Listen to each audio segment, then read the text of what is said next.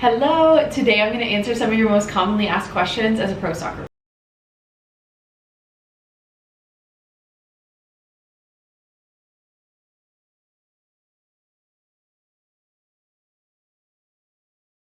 channel that anyone can join and ask any question you have. We'll start with a super easy question. What team do you play for? Right now I'm getting ready for our anniversary dinner. My husband and I are celebrating 2 years of marriage, which is crazy because I feel like we just got married yesterday. I'm using the T3 CurlWrap. This thing makes it so easy to curl your hair. That looks so good. All you do is put your hair in the barrel and press the button and it wraps it up for you. So easy. So I play for Angel City FC in the NWSL. The NWSL is a women's professional league here in the United States. So if you're familiar with the men's game, it's basically the women's version of the MLS. We actually play at the same stadium as the men's MLS team, LAFC. The stadium's called BMO. It's in downtown Los Angeles. And it's hands down the most wild environment I've ever been in front of in my soccer career. So a little bit of history. I played for the Orlando Pride for 2 years before coming to Angel City. For college, I went to the University of Denver, and then I entered into the NWSL draft, and I didn't get drafted. But after the draft, the Orlando Pride called me and said they picked me up as their discovery player, which basically means that they own the rights to offer me a contract first. So after living in Colorado my whole life, I packed up all my stuff within a week and moved to Orlando. I had no promise of a contract and I was making no money for months. I would actually train all morning in preseason with the team, which was not easy. And then in the afternoons, I would coach all evening just to make a little bit of money for food and basic necessities. So it was definitely a grind. After a couple months, I finally earned my first ever professional contract with the Orlando Pride. I played there for 2 years before being traded to Angel City FC, where I play now. I actually requested the trade. I was really excited about Angel City FC and everything they were doing for women's soccer. And I also felt like it was going to provide a better opportunity for me as a goalkeeper. Playing professional soccer is hard and it's really hard to make a roster, but especially as a goalkeeper, it's not like when you're a field player and you're a rookie, you can go in the last 10 minutes, show your stuff and earn your spot. You don't typically take goalkeepers out. And so it's a really long process of working your way up and grinding until you earn a spot.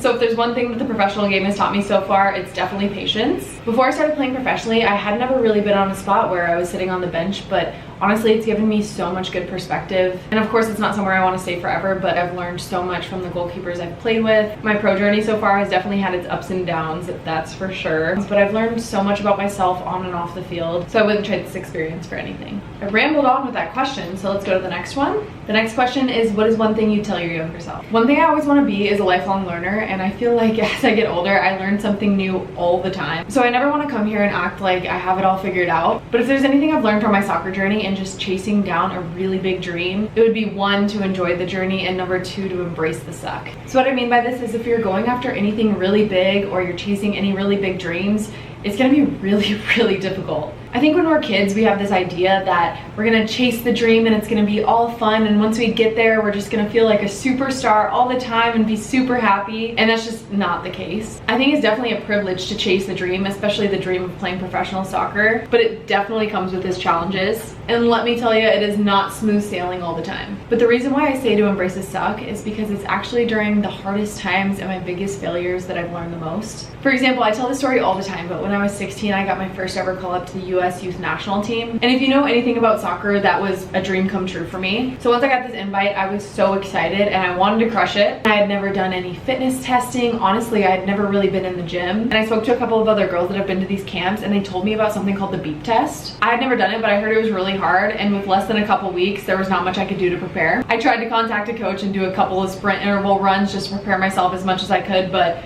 it didn't help much. So I get to this camp, I'm so excited. I show up, I do the beep test and a couple of other fitness tests. Long story short, I completely failed all the tests. After camp was over, we have exit interviews with the coaches, and my coach sat me down and said basically that I finished last in all the fitness testing. Honestly, what I was feeling in this moment was just complete and utter embarrassment. I was so excited for this camp. I wanted to be so prepared. And at the end of the camp, the feedback I was getting was that I was the least fit person there. I could have sulked about this. I could have been super upset. But instead what I did is the moment I got up to my hotel room, I called my coach at home and I said, what can I do to get fit? I'm desperate. I'll do anything. So he set me up with the strength coach in my area, and I did everything I could for years and years. I lifted, I ran, I did fitness, I did everything. After years and years of training in high school, once I went to college, I ended up being one of the fittest people on my D1 soccer team. That was probably the biggest confidence booster of my career, and it came what from at the time felt like a complete failure. So I say this all to say, when you're going through really hard moments in your career, or you encounter something that feels like a complete failure, that's when you dig in. And that's when a lot of people quit. They stop believing in themselves, or they feel sorry for themselves. But from my experience, those hard times are what separate people. Like I said, I could have sat there and said, oh my gosh, I suck so bad, I'll never get fit, these coaches hate me. And honestly, right then, I could have quit. But I'm so glad I did the exact opposite. I sought out mentors and people who knew more than me. I worked really hard, and all along, I think it came from a really deep underlying belief in myself.